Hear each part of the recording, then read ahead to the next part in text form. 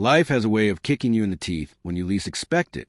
You think you've got everything in order, that your little world is secure, until one random Tuesday in April, the universe decides to rip the blindfold off your dumb, trusting eyes. I was sitting in the parking lot of Home Depot in Austin, Texas, minding my business, doing what any married man does, planning our monthly budget. Lisa, my wife of 9 years, was supposed to be at her yoga class. And me, I was killing time before heading home, trying to find that podcast my buddy Kevin recommended about construction project management. One tap. That's all it took. Instead of my phone connecting to my own truck's Bluetooth, it linked to Lisa's Tesla. Strange, considering her book club was supposed to be across town at Jenna's house. The moment sound filled my car, I froze. Laughter. Not just any laughter. Her laughter. The real one, not the fake social chuckle she used at dinner parties. And then a man's voice. Matt, my own brother. My flesh and blood. I sat there motionless as the conversation unfolded, clear as day. He has no clue, Lisa said, her voice carrying that slight but she gets after 2 glasses of wine. Jason thinks I'm at book club right now. Matt laughed, and he thinks I'm at that engineering seminar in Dallas. Man, he's always been so trusting. Remember when we almost got caught at your sister's wedding? That was too close, Lisa said, her voice dripping with amusement. But it won't matter soon. Once he signed the house over for the tax benefits, we'll have everything we need to start fresh without that pathetic fool. And then they laughed. At me. At my stupidity. Matt's voice lowered. What's the timeline? 3 months, max. My financial advisor said we should wait until after our tax filing. Jason already thinks it makes sense to put the house in my name because of my self-employment. God, he's so clueless about money. I couldn't move, couldn't think, couldn't breathe. 3 months, 97 days. They had a plan, a whole goddamn blueprint for my destruction. And they were sitting there, in my wife's car, planning how to rip my life apart while I was shopping for lumber and her favorite organic snacks from the checkout aisle. I don't know how long I sat there, staring at nothing. My hands were shaking so hard I dropped my phone. The Bluetooth connection severed, leaving me alone in silence with the weight of 9 years of marriage and a lifetime of brotherhood collapsing in on itself. Every fiber of my being screamed at me to drive home and confront her, to burn everything to the ground. But then, something clicked. They thought they were playing me. They thought I was stupid, oblivious, a pathetic fool. No, they weren't going to win. I would let them think I was still the same trusting husband. I would let them think their little plan was flawless. And for the next 97 days, I would become the perfect husband. But behind the scenes, I would dismantle them, piece by piece. I barely remember the drive home. My hands gripped the steering wheel like a vice. Knuckles white, my jaw so clenched it felt like my teeth would crack. My brain was a battlefield, rage clashing against disbelief, heartbreak against cold, calculating focus. Lisa and Matt thought they had me wrapped around their fingers. Thought I was too blind, too trusting, too stupid to notice. They were wrong. But I couldn't let them know that. Not yet. When I pulled into the driveway, the house looked the same as it always did. The porch light flickered, something I'd been meaning to fix. Lisa's potted plants lined the steps, the ones she always forgot to water, leaving me to do it. The curtains in the living room were drawn just slightly, and I could see the soft glow of the TV inside. She was home. I exhaled, forcing my body to relax. My heart slammed against my ribs. My stomach twisted itself into knots. I had to be careful. Every move from this point on had to be deliberate.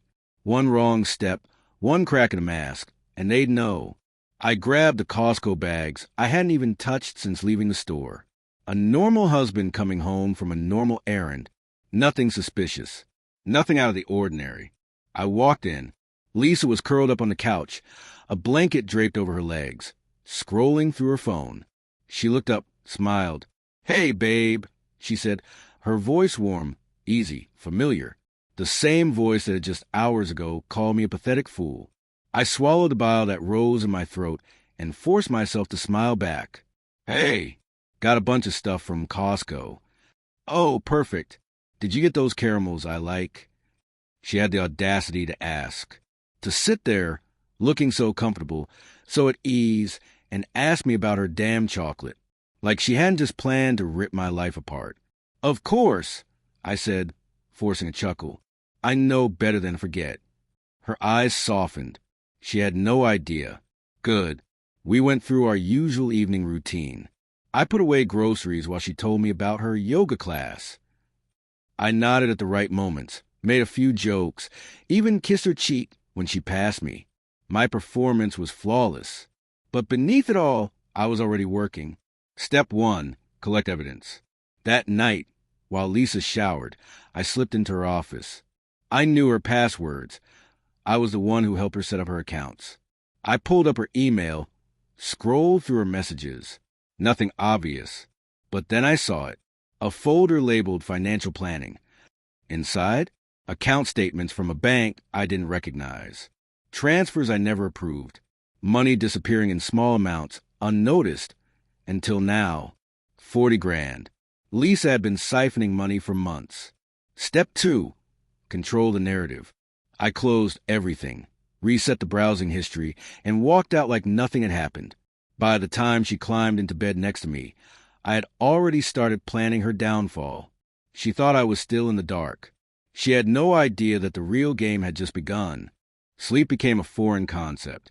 Each night, I lay next to Lisa, listening to the rhythmic rise and fall of her breath, wondering how she could rest so peacefully while planning to rip my life apart. How did she look me in the eyes every morning? Smile as she kissed me goodbye, then text my own brother about the life they'd build once I was discarded? The rage threatened to consume me, but rage wasn't useful. Precision was. I spent the next week moving in silence.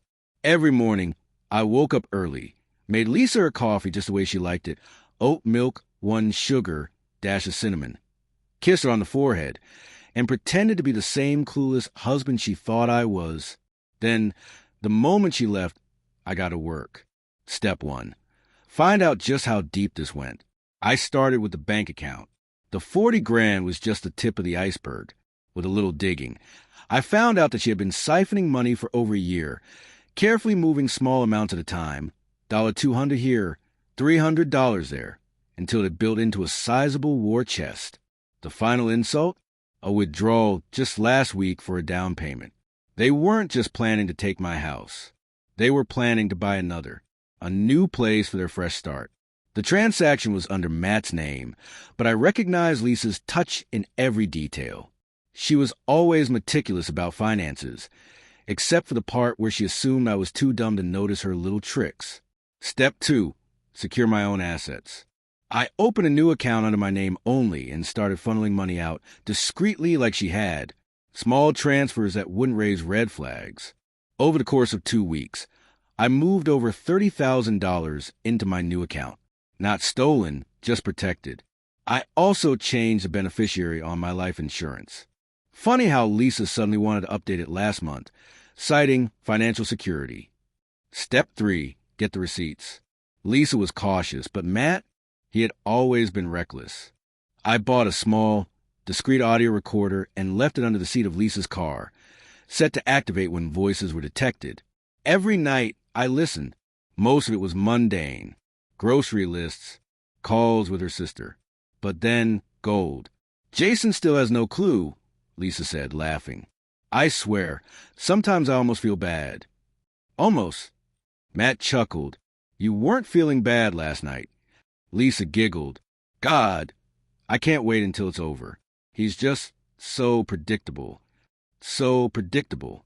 I wanted to smash something. Instead, I added it to my growing collection of evidence. Step 4, plant the seeds of doubt. The trick to revenge isn't just exposing the truth. It's letting them destroy themselves. I started small. Little things. Leaving my phone unlocked where I knew Lisa would see it. Open to searches about tax loopholes and house transfers. Feigning forgetfulness. Asking Lisa if she'd remind me how that new bank account she opened worked. Acting a little too tired when she came home. Making her wonder if I was catching on. Then I started messing with Matt. I sent him a text seemingly casual. Hey, man, been thinking about life lately. We should grab a drink soon. Just the two of us, talk about real stuff. His response was immediate. Yeah, definitely. You okay? I don't know. Just feeling like things aren't what they seem, you know? I could practically hear him sweating through the phone. He called me an hour later. I let it go to voicemail. Let him stew. Step 5, the setup. By the end of the second month, Lisa was acting strange. She'd get quiet whenever I walked into a room, her phone screen angled away. She started texting Matt less, probably spooked that I was onto something.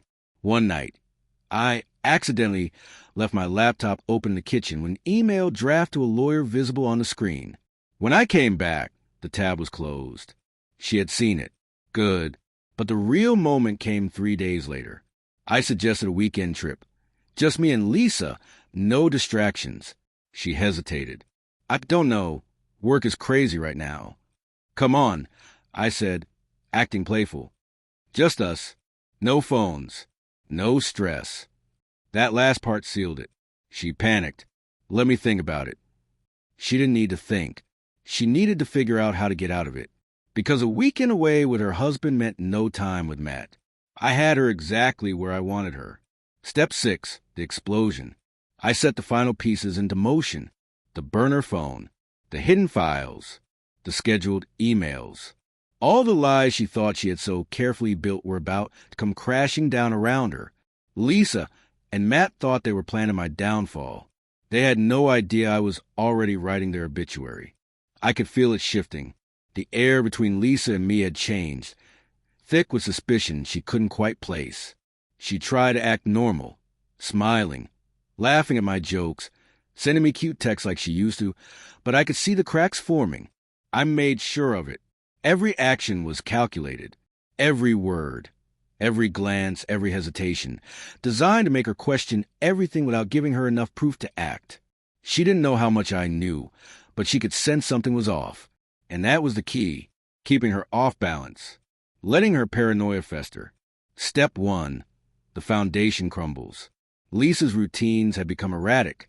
She'd linger in the car a little longer before coming inside, probably checking her text with Matt. She started watching me when she thought I wasn't looking, studying my reactions. It was almost impressive how she managed to go about her day pretending everything was fine, while she secretly wondered if the walls were closing in. They were. One evening, while she was in the shower, I slipped into our shared office and pulled up her email. It was there, an unsent draft to Matt. I think Jason knows something. He's been acting weird. He asked about the bank account again. Do you think we should? The email ended there. She hadn't sent it. Probably typed it in a moment of panic. Then thought better of it. I smiled to myself. Perfect. I closed everything and walked out of the office, just as Lisa stepped into the hallway in nothing but a towel. She looked at me, searching my face for something. I grinned. You look good. Want a drink? The tension melted. Just for a second, she forced a smile, nodding.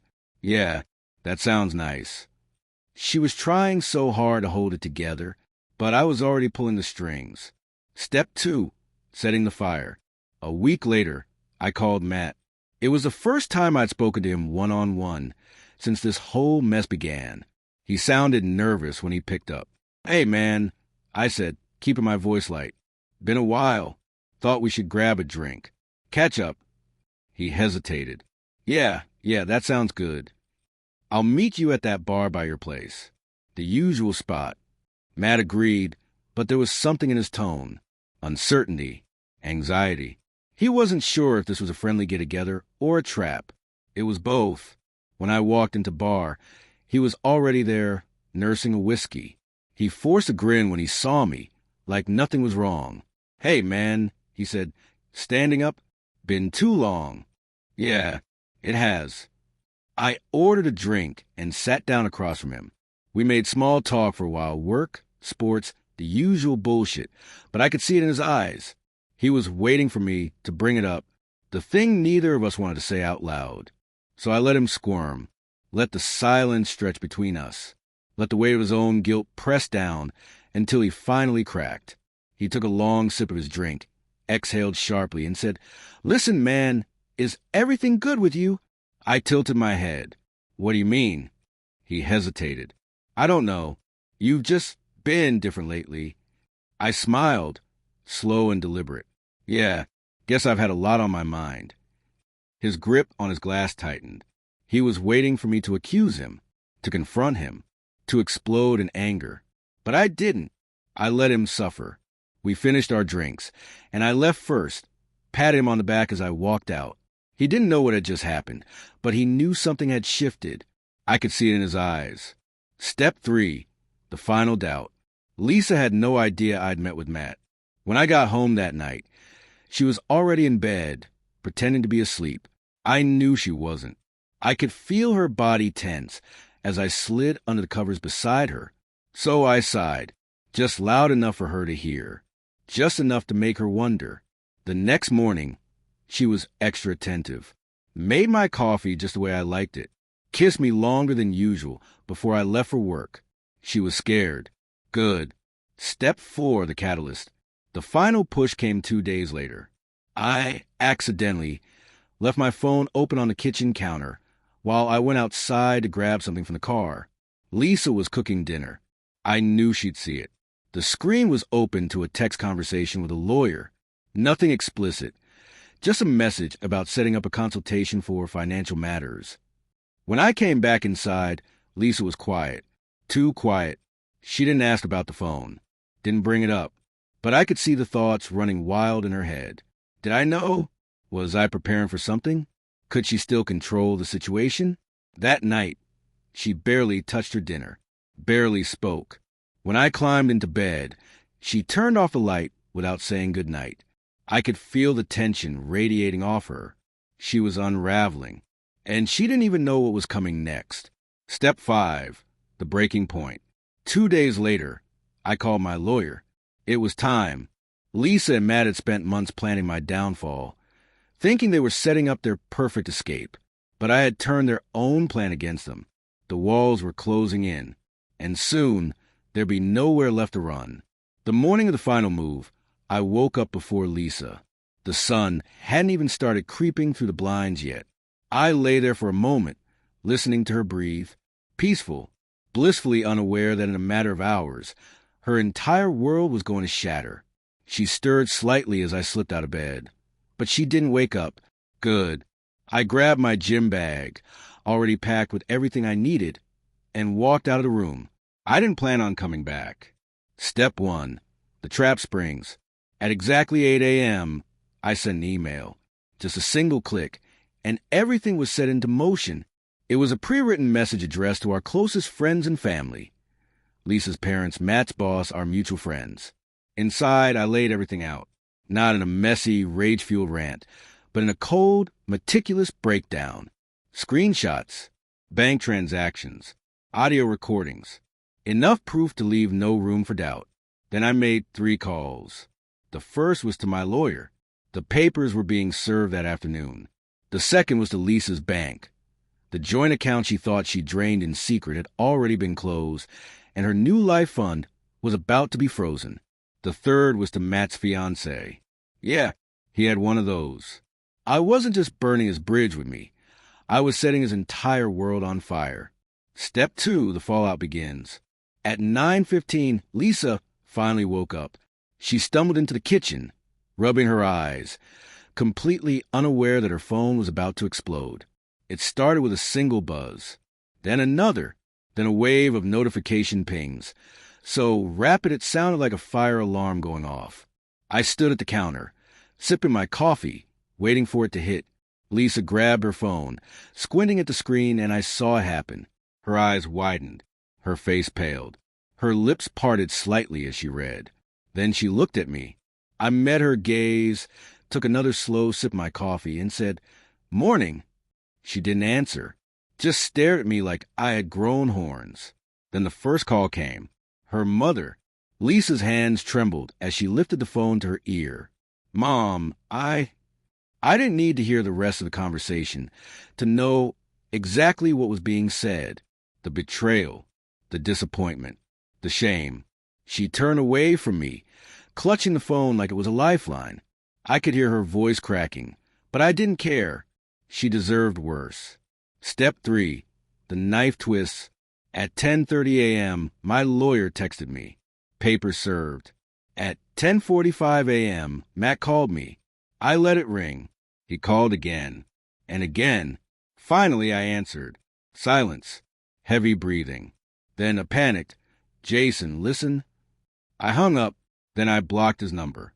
Step 4. The last goodbye. I walked upstairs, past Lisa, still crying, to the phone, and grabbed the last of my things.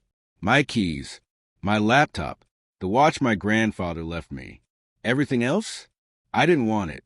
It was tainted.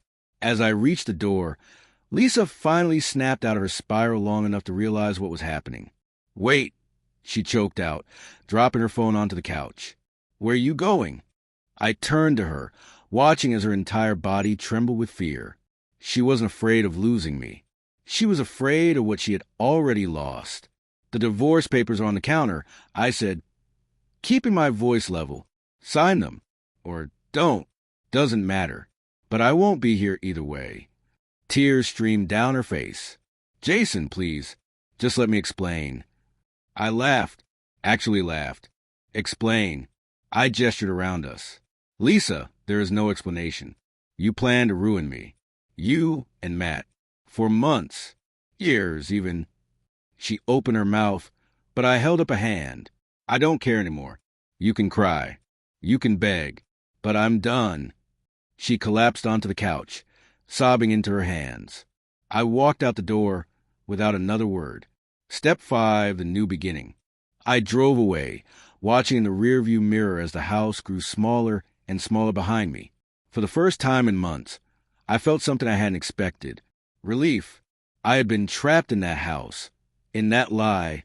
For so long I had forgotten what it was like to be free. And now I was... Lisa and Matt? They were left with the wreckage of their own making. And me? I was finally moving forward.